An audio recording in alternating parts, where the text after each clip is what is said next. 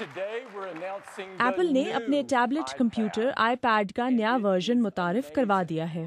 7 مارچ کو منظر عام پر آنے والے اس نئے آئی پیڈ میں تیز پروسیسنگ چپ ڈالی گئی ہے جو اس کے لیے دماغ کا کام کرتی ہے، جس سے صارفین کو بہتر گرافکس دستیاب ہوں گی۔ اس آئی پیڈ میں بہتر ریزولوشن اسکرین کی وجہ سے بڑی بیٹری لگائی گئی ہے، جس سے آئی پیڈ 2 کے مقابلے میں اس آئی پیڈ کی موٹائی زیادہ ہے اور یہ کچھ وزنی بھی ہے۔ ایپل کے چیف ایگزیکٹو آفیسر ٹم کک کا کہنا تھا کہ دنیا پرسنل کمپیوٹرز کے دور سے آگے بڑھ رہی ہے۔ We think that iPad is the poster child of the post-PC world.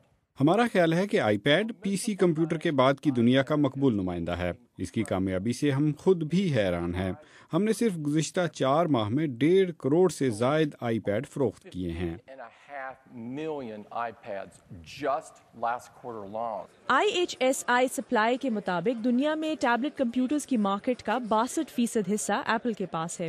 دوسری کمپنیوں نے بھی اپنے ٹیبلٹ کمپیوٹرز بنائے ہیں لیکن انہیں اتنی کامیابی حاصل نہیں ہوئی۔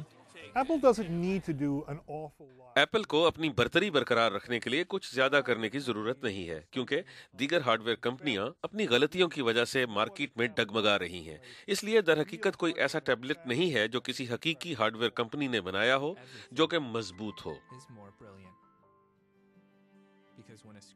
آئی پیڈ سمیت دوسرے ٹیبلٹ کمپیوٹرز کی وجہ سے امریکہ اور دوسرے ترقی یافتہ ممالک میں روایتی پرسنل کمپیوٹرز کی مانگ میں قابل ذکر کمی آئی ہے۔